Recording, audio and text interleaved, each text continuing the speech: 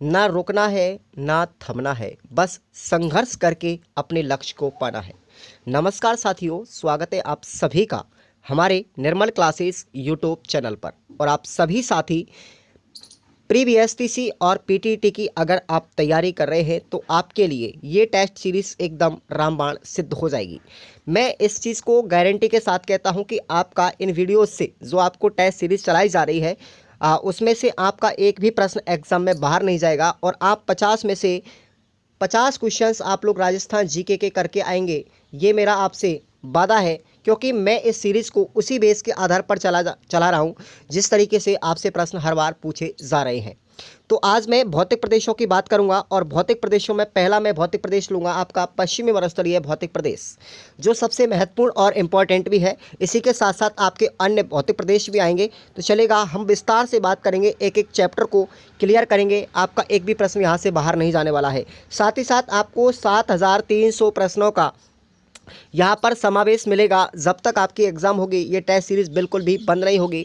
इसी के साथ साथ आपके लिए जो हमारा मैटर है, फ्री कंटेंट है, हैंड रिटन नोट्स आपको राजस्थान जीके के फ्री अवेलेबल करवाए जाएंगे हमारे टेलीग्राम ग्रुप पर।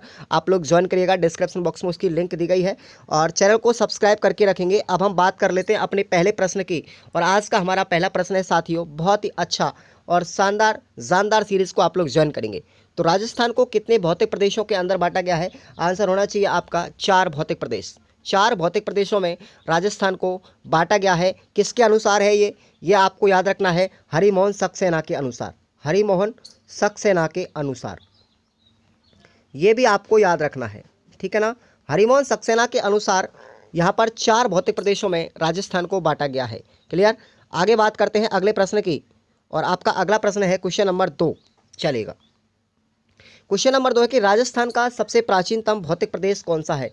राजस्थान का सबसे प्राचीनतम भौतिक प्रदेश अगर आपसे पूछा जाए तो साथियों आपको याद रखना है अरावली भौतिक प्रदेश। और सबसे नवीनतम अगर आपसे पूछा जाए तो आपका हो जाएगा मरुस्थलीय प्रदेश। अब आपको एक ट्रिक याद रखनी है, अरे पठार मैं थार पर मरूं, अरे पठार मैं थार पर मरूं। तो ये आपको ट्रिक याद रखनी है। ये आपकी ट्रिक है। राजस्थान के जितने भी भौतिक प्रदेश हैं उनके प्राचीनतम से लेकर के नवीनतम की ओर ये क्रम हो जाएगा। पहला आपका जिस भौतिक प्रदेश की उत्पत्ति हुई थी वो था हमारा अरावली प्रदेश, सबसे पहले इसकी उत्पत्ति हुई। उसके बाद में आपको आता है पठारी प्रदेश, इसकी बाद में हुई थी। और तीसरे नंबर पर आपका भौतिक प्रदेश है मैदानी भाग, ठीक है ना। इस मैदानी भाग की उत्पत्ति हुई थी। और सबसे अंत में जो नवीनतम भौतिक प्रदेश है वो हमारा थार का मरुस्थलीय प्रदेश। क्लियर। तो ये आपको ट्रिक याद रख लेनी है, और इस ट्रिक्स के माध्यम से आप लोग ऑर्डर भी अगर पूछा जाए तो आप लोग गलत करके नहीं आएंगे। चलेगा। इस प्रश्न का राइट आंसर आप लोग लगा लेंगे अरावली प्रदेश, जो सबसे प्राचीनतम है, और सबसे नवीनतम अगर आपसे पूछा जाए तो मरुस्थलीय प्रदेश हो जाएगा। क्लियर। चलिए नेक्स्ट प्रश्न की ओर बढ़ते हैं हम। अगला प्रश्न है हमारा, राजस्थान का कितना प्रतिशत भाग जो रेगिस्तानी है? तो ये चारों ही ऑप्शंस आपको याद रखने अच्छे से, और मैं प्रत्येक के बारे में बता रहा हूँ। तो आपसे पूछा जाए रेगिस्तानी भाग यानी पश्चिमी मरुस्थलीय भौतिक प्रदेश कितने प्रतिशत भाग पर फैला हुआ है? तो 61.11% भाग पर फैला हुआ है। क्लियर। 61.11% पर आपका क्या हो जाएगा, रेगिस्तानी या मरुस्थलीय भाग। उसके बाद आपका आता है अरावली प्रदेश। तो ये अरावली प्रदेश जो है 9.3% भाग पर है। उसके बाद अगला आता है आपका मैदानी भाग। ये मैदानी भाग भी आपको याद रखना है, 23.3% पर है। उसके बाद नंबर तीसरा आता है 6.29%, ये हमारा हो जाएगा पठारी भाग। तो इस तरीके से आपके चारों ही भौतिक प्रदेशों के जो क्षेत्रफल है उनको आपको प्रतिशत में याद रखना है। क्लियर। तो आपका एक भी प्रश्न गलत नहीं होगा। ओके। चलिए आगे बात करते हैं, अगले प्रश्न की तरफ बढ़ते हैं। हमारा अगला प्रश्न है कि मरुस्थल की उत्पत्ति किससे मानी जाती है? यानी मरुस्थल की उत्पत्ति है वो किससे मानी जाती है, या मरुस्थल जो प्रदेश है वो हमारा किसका अवशेष माना जाता है? तो राइट आंसर होना चाहिए आपका टेथिस सागर का। ऑप्शन आपका सी राइट हो जाएगा। प्रश्न को गलत करके नहीं आएंगे, अच्छे से एक बार पढ़ेंगे और तब जा करके आप लोग उसका आंसर देंगे। नेक्स्ट क्वेश्चन अपना अगला आता है क्वेश्चन नंबर 5। अरावली प्रदेश की उत्पत्ति किस काल से मानी जाती है? अरावली प्रदेश की उत्पत्ति किस काल से मानी जाती है? तो आपका राइट आंसर होना चाहिए ऑप्शन बी, प्री कैम्ब्रियन काल से मानी जाती है। तो याद रखेंगे आप लोग, उत्तर प्लेस्टोसिन काल से जो मानी जाती है वो आपकी है मरुस्थलीय प्रदेश। कौन सा है? मरुस्थलीय प्रदेश की उत्पत्ति जो मानी जाती है वो आपका है उत्तर प्लेस्टोसिन, और प्री कैम्बियन काल जो आपका है वो अरावली से है। उसके बाद प्रारंभिक प्लेस्टोसिन जो काल है हमारा वो है हमारे मैदानी भाग, ये भी आपको याद रखना है, मैदानी भाग। क्लियर। उसके बाद आता है हमारा क्रेस्टेशियस काल जो है हमारा वो है पठारी भाग। आपको एक एक प्रश्न को अच्छे से पढ़ना है, ठीक है, और आपका एक भी प्रश्न गलत नहीं जाएगा। मैं इसीलिए ऐसे ही ऑप्शन रख रहा हूँ ताकि आपका एक ही प्रश्न से सभी के सभी ऑप्शंस क्लियर हो जाए और आपका प्रश्न गलत नहीं होना चाहिए। चलिए आगे बात करते हैं अगले क्वेश्चंस की। क्वेश्चन नंबर 6 कि पूर्वी मैदानी भाग में जलवायु किस प्रकार की पाई जाती है। पूर्वी मैदानी भाग में जलवायु किस प्रकार की पाई जाती है। अब जलवायु से आपका अगर प्रश्न आए तो आपको गलत नहीं करना है। किसी भी भौतिक प्रदेश की जलवायु अगर आपसे पूछी जाएगी तो प्रश्न आपका गलत नहीं होना चाहिए। तो याद रखना है आपको, पूर्वी मैदानी भाग जो है उसकी जो जलवायु पाई जाती है साथियों वो होती है हमारी आर्द्र जलवायु, ठीक है ना। और आर्द्र जलवायु के साथ साथ आपको याद रखना है कि शुष्क और अर्ध शुष्क जलवायु जो पाई जाती है वो हमारी होती है मरुस्थलीय प्रदेश में, ये भी आपको याद रखना है, ठीक है। उसके बाद उपाद्र जो जलवायु पाई जाती है आपकी वो है हमारी अरावली प्रदेश में, उपाद्र जलवायु। क्लियर। उसके बाद अगला आता है कि अति आर्द्र जलवायु जो पाई जाती है हमारी वो पाई जाती है पठारी भाग में, ठीक है ना। ये पठारी, हाड़ौती का पठार जिसको बोलते हैं। तो ये आपको चारों ही ऑप्शंस याद होना चाहिए। क्लियर। आगे बात करते हैं अगले क्वेश्चन नंबर 7 की। तो देखिएगा क्वेश्चन नंबर 7 है, कौन सी वर्षा रेखा राजस्थान का विभाजन करती है। ये प्रश्न भी बहुत बार एग्जाम में पूछा गया है कि कौन सी वर्षा रेखा राजस्थान का विभाजन करती है। तो आपका राइट आंसर होना चाहिए 50 सेंटीमीटर वर्षा रेखा राजस्थान का विभाजन करती है, और ये अरावली के बीचों बीच से होकर गुजरती है, अरावली के सहारे सारे। तो अरावली जो हमारी है ये राजस्थान को 2 भागों में बांटती है और 50 सेंटीमीटर वर्षा रेखा इसको बांट देती है। उसी के साथ साथ आपसे पूछा जाए कि राजस्थान की औसत वार्षिक वर्षा कितनी होती है, तो आपको याद रखना है 57.5 सेंटीमीटर जो है वो आपकी औसत वार्षिक वर्षा है राजस्थान की, ठीक है ना। तो ये भी आपको याद रखना है, 57.5 सेंटीमीटर औसत वार्षिक वर्षा जो है वो हमारी राजस्थान की 57.5 सेंटीमीटर हो जाएगी। और राजस्थान का विभाजन करने वाली जो वर्षा रेखा है वो है हमारी 50 सेंटीमीटर। ओके, चलिए आगे बात करते हैं अगले क्वेश्चन नंबर 8 की। शुष्क मरुस्थल का भाग नहीं है, इसका मतलब अब आपको प्रश्न की लैंग्वेज को समझना है कि यहाँ पर जो पूछा गया है वो पूछा गया है शुष्क मरुस्थल के अंतर्गत ये सभी भाग आते हैं, लेकिन आपको आंसर चला जाएगा यहाँ पर इर्ग। तो यहाँ पर शुष्क मरुस्थल को 2 भागों में बांटा गया है। एक तो है हमारा बालू का स्तूप युक्त, कौन सा है, बालू का स्तूप युक्त, ये भी आपको याद रखना है। और दूसरा है हमारा बालू का स्तूप मुक्त, दूसरा कौन सा है, बालू का स्तूप मुक्त। ये 2 प्रदेश आपको बांटते हैं किसको, शुष्क मरुस्थलीय भाग को 2 भागों में बांटा गया है। एक का है अपना नाम बालू का स्तूप युक्त और दूसरा है बालू का स्तूप मुक्त। तो आपसे पूछा गया है शुष्क मरुस्थल के अंतर जो बालू का स्तूप मुक्त भाग है उसका कौन सा नहीं है, तो आपको याद रखना है इर्ग इसका आंसर हो जाएगा, ऑप्शन सी राइट कर लेंगे। तो देखिए यहाँ पर हम्मादा, लाठी शीरीष और रेग ये तीनों ही बालू का स्तूप मुक्त के अंदर आते हैं, जबकि आपका जो रेग है वो बालू का स्तूप युक्त प्रदेश के अंतर्गत आता है। क्लियर। चलिए आगे बात करते हैं अगले क्वेश्चंस की। क्वेश्चन नंबर 9 है, सीज, सीज का मतलब क्या होता है और इसमें कौन कौन से जिले होते हैं। तो देखिए सोलर एनर्जी एंटरप्राइजेस जोन एक ऐसा क्षेत्र है जो हम्मादा के क्षेत्र में पाया जाता है। तो यहाँ पर क्या होगा कि जो सोलर एनर्जी की जो संभावना है वो सर्वाधिक मात्रा में पाई गई है। तो वहाँ पर आपको 3 जिले आपको याद रख लेने हैं और ये तीनों ही ऑप्शंस आपके राइट हो जाएंगे, ठीक है ना। उपरोक्त सभी, इसका राइट आंसर क्या हो जाएगा, उपरोक्त सभी, इसका राइट आंसर क्या हो जाएगा, उपरोक्त सभी। तो यहाँ पर देखो पोकरण जो है हमारा जैसलमेर के अंदर आता है, फलौदी आपका जोधपुर के अंदर आता है, और बाड़मेर जो है आपका बालोतरा बाड़मेर। तो इन्हीं तीनों जिलों के मध्य में जो क्षेत्र पाया जाता है उसको हम सीज कहते हैं, जहाँ पर सोलर एनर्जी की सबसे ज़्यादा संभावना पाई जाती है। क्लियर। अगला क्वेश्चन आप लोगों के लिए है क्वेश्चन नंबर 10। क्वेश्चन नंबर 10 है कि मरुस्थल को 2 भागों में विभाजित कौन सी रेखा करती है। तो कौन सी वर्षा रेखा है जो मरुस्थल को 2 भागों में बांटती है, तो आपका आंसर हो जाएगा ऑप्शन नंबर बी, 25 सेंटीमीटर वर्षा रेखा जो मरुस्थल है उसको 2 भागों में बांटती है। पहला हो जाएगा आपका अर्धशुष्क मरुस्थलीय प्रदेश, ठीक है ना, और दूसरा हो जाएगा आपका शुष्क मरुस्थलीय प्रदेश, ठीक है ना। तो इन 2 भागों में बांट देती है। कौन सी? 25 सेंटीमीटर वर्षा रेखा। जबकि 50 सेंटीमीटर वर्षा रेखा जो है आपको राजस्थान को दो भागों में बांटती है, जो अरावली पर्वतमाला के सहारे गुजरती है। क्लियर? तो आपका ऑप्शन यहाँ पर बी राइट हो जाएगा। और क्वेश्चन नंबर अगला है, क्वेश्चन नंबर 10 पर ध्यान देंगे कि राजस्थान का पूर्णतः शुष्क जिला कौन सा है? राजस्थान का पूर्णतः शुष्क जिला आपसे पूछा गया है, तो राइट आंसर होना चाहिए आपका जैसलमेर। पूर्णतः शुष्क जिला। यहाँ पर आपको नक्शे में जब आप लोग देखेंगे तो यहाँ पर देखिएगा, ये 25 सेंटीमीटर वर्षा रेखा जो है राजस्थान को, मरुस्थल को दो भागों में बांट रही है। ठीक है, तो यहाँ पर आपका आ जाएगा सबसे पहले बीकानेर, उसके बाद जोधपुर और उसके बाद बाड़मेर, और यहाँ पर आपका आएगा जैसलमेर। तो ये चारों ही जिले आपके शुष्क प्रदेश के अंदर आते हैं। लेकिन आपसे पूछा गया केवल पूर्णतः शुष्क जिला कौन सा है, तो आपको याद रखना है केवल आंसर क्या होगा? जैसलमेर होगा पूर्णतः शुष्क जिले के अंदर। तो ऑप्शन आपका सी राइट होना चाहिए। एक एक कंसेप्ट को क्लियर करेंगे, बिल्कुल भी गलती नहीं करेंगे। एग्जाम के अंदर अच्छे से पढ़ना है, पूछा क्या गया है प्रश्न में और उसका आंसर क्या होना चाहिए। क्लियर? चलिए आगे बात करते हैं क्वेश्चन नंबर 12। क्वेश्चन नंबर 12 हमारा, ऑकलवुड फॉसिल्स पार्क यानी जीवाश्म उद्यान कहाँ पर स्थित है? तो ये बहुत बार एग्जाम में प्रश्न पूछा गया है, इसको वेरी वेरी इंपॉर्टेंट लगा लेंगे आप लोग। तो इसका राइट आंसर हो जाएगा आपका जैसलमेर।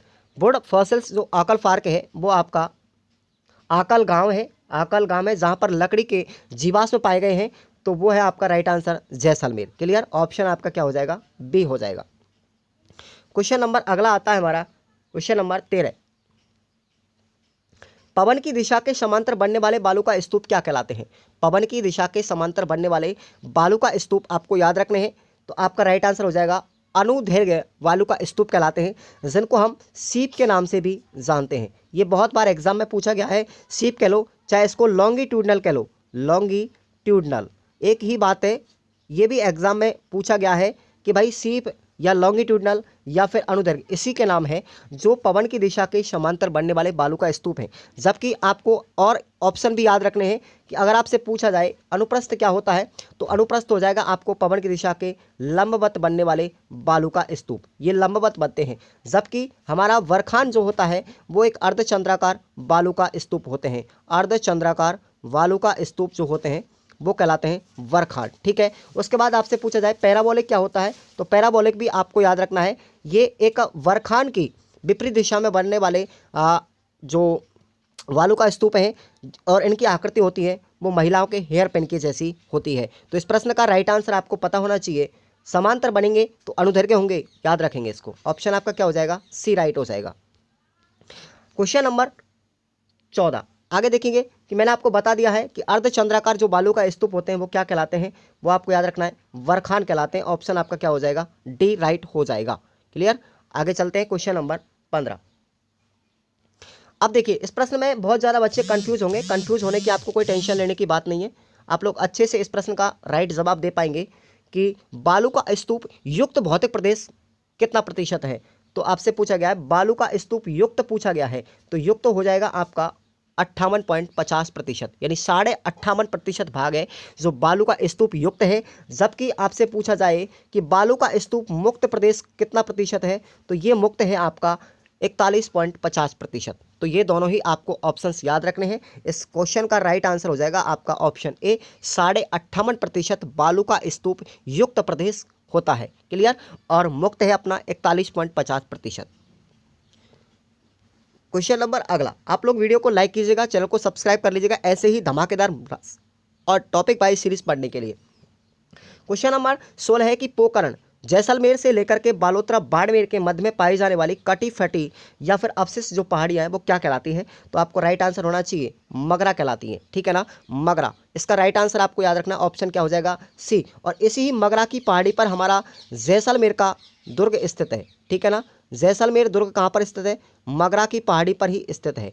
ये भी आपको याद रखना है। इसी के साथ साथ आपको और ऑप्शन भी आपको बता देता हूँ। जो सिरोही के अंतर्गत जो ढालनुमा पहाड़ियाँ होती हैं वो कहलाती है हमारी भाकर। ये कहाँ पर पाई जाती हैं? सिरोही के अंतर्गत। ठीक है ना, सिरोही में ढालनुमा जो पहाड़ियाँ हैं वो भाकर कहलाती हैं। क्लियर? उसके बाद जरगा, ये जरगा जो आपको पर्वत है आपको याद रखना है उदयपुर के अंदर पड़ता है। जरगा कहाँ पर पड़ता है? उदयपुर के अंदर पड़ता है। ठीक है ना, जबकि डूंगरपुर और बांसवाड़ा, डूंगरपुर में बांसवाड़ा के अंदर पाई जाने वाली जो पहाड़ियाँ हैं वो कहलाती है हमारी मेबल कहलाती हैं। क्लियर? ऑप्शन आपके सभी याद होने चाहिए। उसके बाद अगले प्रश्न पे आते हैं। क्वेश्चन नंबर 17 है हमारा कि बरखान के लिए प्रसिद्ध गांव कौन सा है। बरखान के लिए प्रसिद्ध गांव आपको याद रखना है। ऑप्शन आपका हो जाएगा भालेरी गांव, चूरू। भालेरी गांव, चूरू बरखान के लिए प्रसिद्ध गांव है। जबकि पांडनपोल, हनुमानगढ़ ये हमारा सेम समस्या के लिए प्रसिद्ध है। ये भी आपको याद रखना है। सेम समस्या के लिए प्रसिद्ध गांव कौन सा है, पांडनपोल, हनुमानगढ़। जबकि बरखान के लिए प्रसिद्ध गांव कौन सा है, भालेरी गांव, चूरू।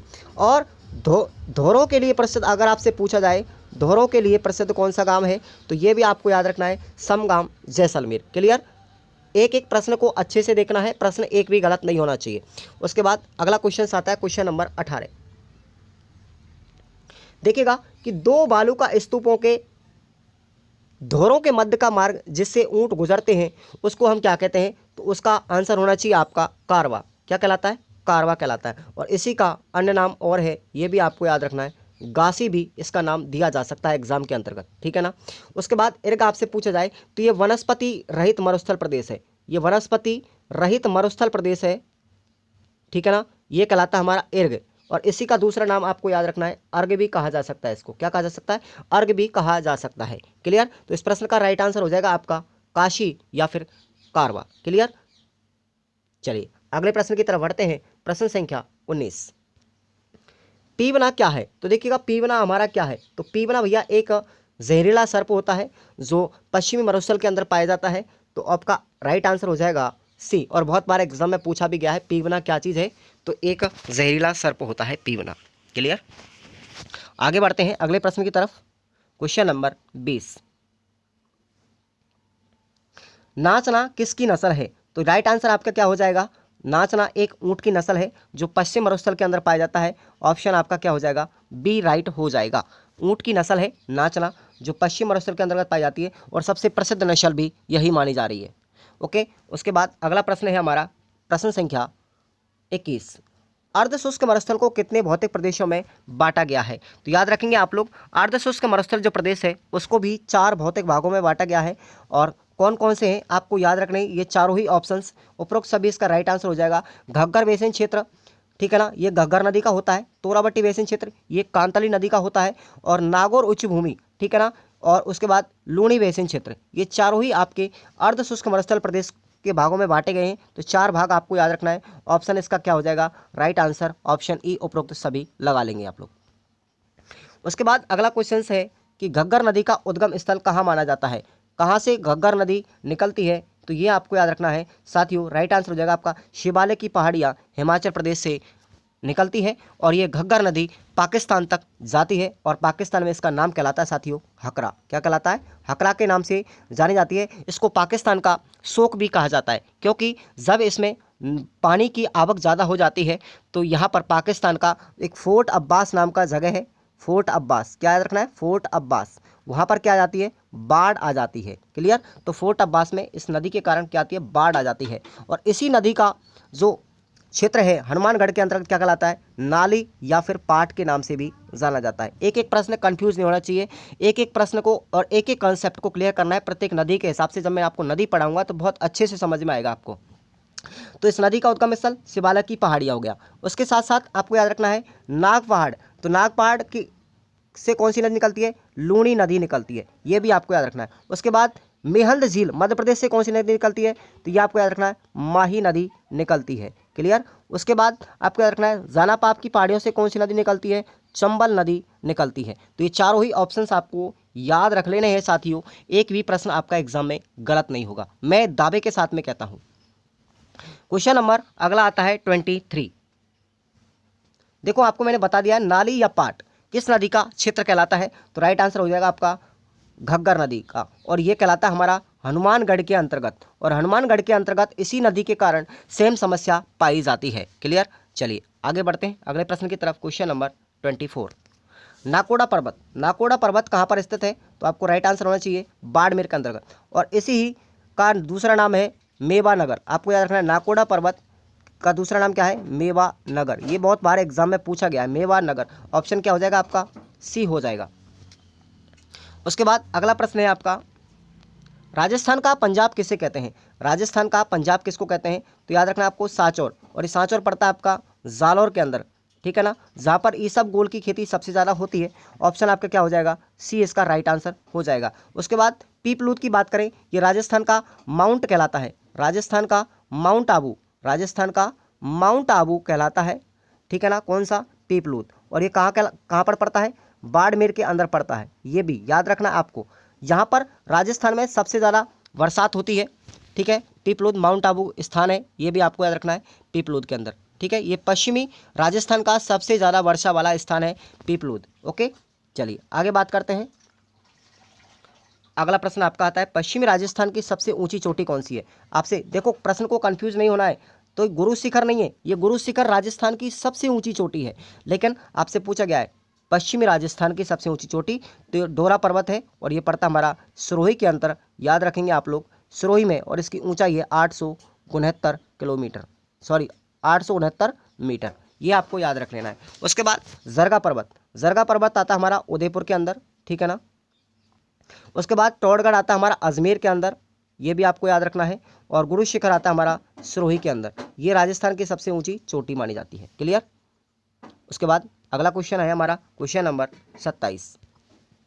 ये प्रश्न बहुत विशेषकर एग्जाम में पूछा गया है कि फ्लोराइड युक्त कुबड़ या बाका पट्टी जिसको कहते हैं वो कहाँ से कहाँ के मध्य में पाई जाती है। तो राइट आंसर होना चाहिए आपको नागौर से अजमेर के मध्य में पाई जाती है, जिसको फ्लोराइड युक्त पट्टी है, और उसको हम कुबड़ पट्टी या बाका पट्टी के नाम से जानते हैं। ऑप्शन बी इसका राइट आंसर हो जाएगा। इसी के साथ साथ आपको अन्य ये भी याद रखने हैं कि नागौर से बीकानेर के मध्य में जो पट्टी पाई जाती है जिसको हम जिप्सम पट्टी कहते हैं, और इसी का दूसरा नाम है हार्डपन।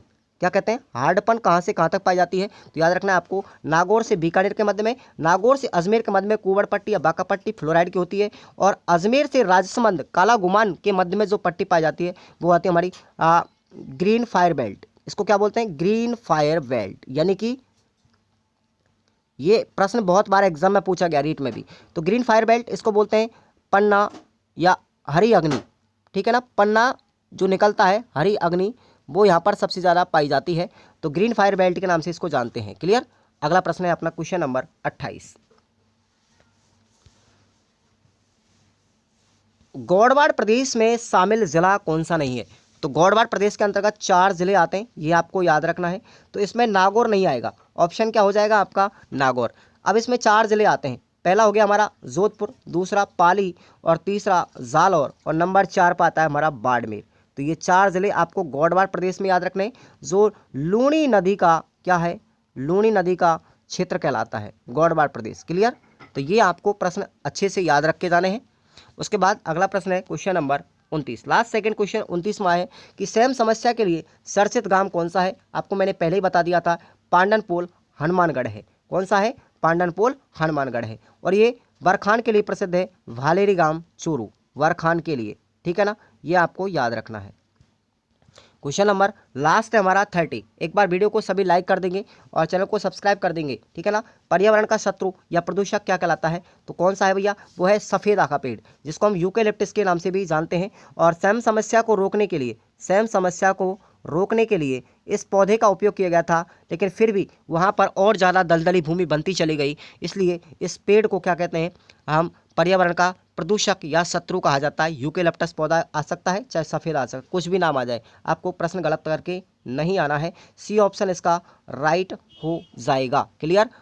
तो आपको कैसा लगा आज का टेस्ट, आप सभी लोग चैनल को लाइक करके और वीडियो को लाइक करेंगे और चैनल को सब्सक्राइब करेंगे। और आप लोग इसके नोट्स जो हैं साथियों, आपको हमारे टेलीग्राम चैनल पर दिए गए हैं, आप उनको सभी को डाउनलोड करते रहेंगे, और आपको डिस्क्रिप्शन बॉक्स में हमारे ऐप की लिंक डाल दी जाएगी, आप वहाँ से भी उसको डाउनलोड करेंगे प्ले स्टोर से उस एप्लीकेशन को, और वहाँ पर आपको पूरा कंटेंट फ्री मिल जाएगा साथियों। धन्यवाद।